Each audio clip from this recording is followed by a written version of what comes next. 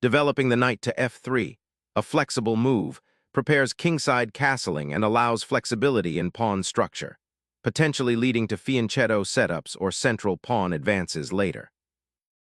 A solid central foothold, immediately challenging the board's heart and demanding white's response. Establishing a central pawn presence immediately stakes a claim and prepares for further development across the board. Developing this knight asserts central influence, contesting white's initial pawn push and preparing for rapid development. Asserting central dominance, white immediately challenges black's pawn on d5, creating pawn tension and opening lines for piece development. Solidifying the center, this maneuver prepares to develop the kingside bishop, embracing a more classical pawn structure. Reinforcing the central pawn and preparing to castle, this move solidifies white's pawn structure while eyeing further development and a safe haven for the king. Challenging white's central pawn chain, black immediately injects dynamic tension and fights for crucial squares. Opening lines and central tension dissolve, trading piece activity for structural clarity. Centralizing the knight immediately recaptures material and keeps pieces actively engaged in the unfolding position. Preparing to unlock the bishop on f1 while reinforcing the center. Developing the knight to c6 solidifies control over the d4 square and prepares for further queenside expansion. Instantly, white eyes the d5 outpost and prepares to anchor their pieces for a potential kingside attack. Opening the d-file now exposes your king to the bishop and knight, demanding careful defense. Reclaiming the center with this pawn exchange solidifies white's central pawn majority, creating pressure and controlling key squares. Developing the bishop here shores up the kingside and prepares for castling, reinforcing the pawn structure. Securing the monarch by castling initiates a harmonious development, preparing to connect rooks and contest the center.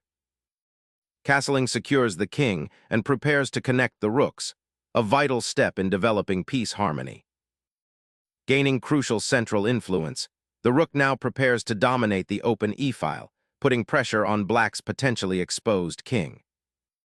Preparing to develop the queen's bishop to a more active diagonal opens up possibilities, though it creates a slight structural weakness on the queenside for future action.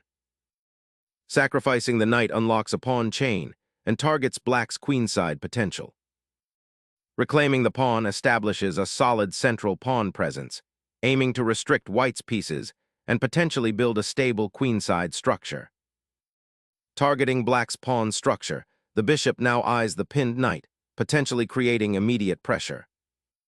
Reclaiming the pawn immediately solidifies black's central presence, offering better piece development prospects. Sharpening the attack, the queen eyes the queenside and pressures black's pawn structure. Reconnoitering a new outpost on b8 allows the knight to potentially swing to c6, aiming to alleviate the queenside space deficit. Unlocking the c1 bishop's diagonal is a key objective, improving piece activity and threatening the weak d5 pawn.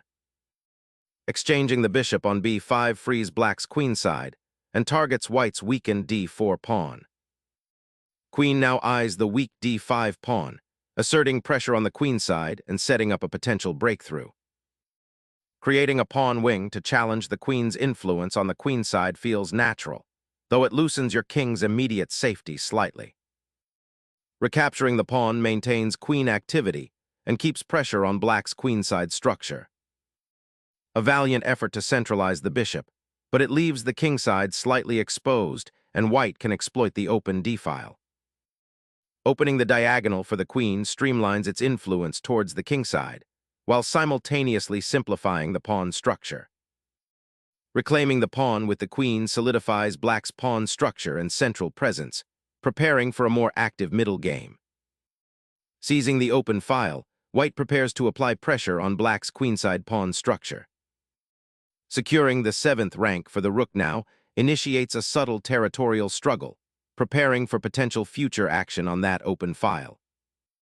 Re-establishing central pressure after the queen exchange seems a prudent repositioning for better piece interaction. This maneuver prepares to consolidate the rook on the 7th rank, eyeing potential breakthroughs and solidifying black's central structure. Exchanging rooks here simplifies the position, initiating an endgame where white's advanced pawns might become a weakness. Simplifying the position, black centralizes the queen to a more active square while unpinning the rook. Asserting queenside dominance, this maneuver immediately pressures black's pawn structure and prepares to exploit the open c-file. Simplifying the position by exchanging queens, black aims for a more manageable endgame, though the isolated d-pawn remains a lingering weakness. Clearing the 7th rank now sets up potential pressure on black's queenside. Solidifying the king's shelter and preparing to activate the rook on the open c-file marks a new phase. Securing the king is paramount in these exchanges, preparing to activate the monarch for the ensuing simplified play. Solidifying the rook's position on the 7th rank, the monarch can now safely relocate to bolster the pawn chain. The rook decisively seizes the open file, immediately threatening the uncastled king and forcing a passive defense. A crucial defensive maneuver, aiming to safeguard the king and prepare for a more solid setup. Consolidating the rook and preparing to contest the crucial c-file, aiming for active piece play. Aggressively seeking counterplay, g5 aims to expand on the kingside, though it might open new avenues for the opponent's queen. Re-establishing the knight centrally to fight for crucial squares and improve its activity. Pushing the kingside pawns now weakens the castled position, potentially inviting future complications. Challenging the queenside pawn structure immediately forces a decision and potentially opens lines toward the king. A quiet knight repositions, seeking influence on the central squares and preparing for a potential kingside initiative. A bold assertion of the open file, aiming to disrupt black's pawn structure and pressure the 7th rank. Consolidating the rook on the 7th rank solidifies white's territorial gains and creates immediate pressure on black's kingside pawns. Reclaiming the knight from the passive edge aims to bolster the central pawn structure and activate it for future maneuvers. Injecting activity to the queenside while preparing to advance the kingside pawns creates dynamic imbalance.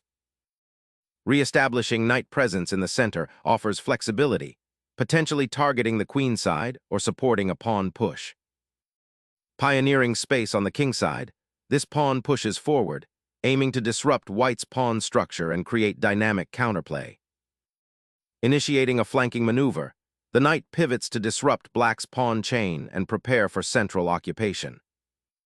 Challenging the central pawn structure with pawn thrusts is a risky but dynamic way to seek activity. Unbalancing the pawn structure, this initiates a sharp positional struggle. Capturing the pawn opens the g-file, creating immediate complications and forcing white to defend precisely against potential aggression. Opening the king's flank pawn structure creates immediate play, but exposes the king. Pawn advancements like this can open lines, but be mindful of weakening your kingside structure for potential counterplay. Securing the queenside pawn majority now makes sense as white prepares to advance. Securing the monarch's central position offers vital defensive stability and prepares for potential pawn advances. Asserting control over the 6th rank disrupts black's pawn structure and offers immediate harassment of the king. Shifting the king away from the open file and potential checks grants a vital breath of relief. Steering the monarch to safety amidst potential pawn advances initiates endgame preparation. Reactivating the rook to the 5th rank creates immediate pressure on white's weakened kingside. Solidifying the queenside pawns offers a strategic foothold for a later queenside expansion. Bringing the king closer to the action now aims to support the pawn advance and prepare for potential exchanges in the center. The king's journey towards the center begins, seeking refuge from the open files and aiming for more active participation. Activating the knight offers black counterplay by eyeing central squares and preparing potential pawn breakthroughs. Seizing the open file, the rook aggressively probes black's defenses. Relocating the king to the center prepares for the final phases, potentially seeking shelter from the rooks. initiating a knight maneuver to pressure the queenside and potentially exploit the open files. A knight's foray to the edge aims to disrupt white's pawn structure and create counterplay. Unleashing the rook forces the enemy king to a precarious square, exposing its weakened defenses. Initiating a calculated endgame requires careful king maneuvering to avoid pawn weaknesses. This knight's arrival establishes a potent outpost, menacing the weak pawn structure and forcing black into defensive contortions. Activating the rook on the 7th rank opens up possibilities for counterplay and harasses white's position. The knight's powerful fork forces the king to a more vulnerable square, opening the king's path to the center, allowing for potentially decisive king activity in the coming complications. Capturing the knight eliminates a dangerous attacker and solidifies white's central presence in the impending endgame. A gambit is offered to dislodge the rook from its dominant c-file occupation. Unleashing the rook aggressively to pierce the black position and threaten the knight is a bold, proactive choice. Reactivating the knight's influence on the queenside, aiming for better outpost control. Securing the b4 square with the knight eliminates black's dangerous outpost and simplifies white's path to victory. This pawn advance sacrifices a defender, opening a pathway for the opponent's rook towards the kingside. Capturing the pawn now opens the h-file, offering black's king no refuge as your rooks dominate the board.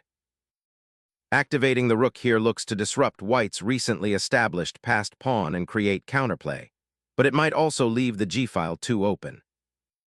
The rook's repositioning on the 2nd rank prepares to infiltrate black's position and exploit the open file for attacking chances. Unleashing the rook's potential along the 7th rank is paramount now, as the king faces potential checks from the opponent's remaining pieces.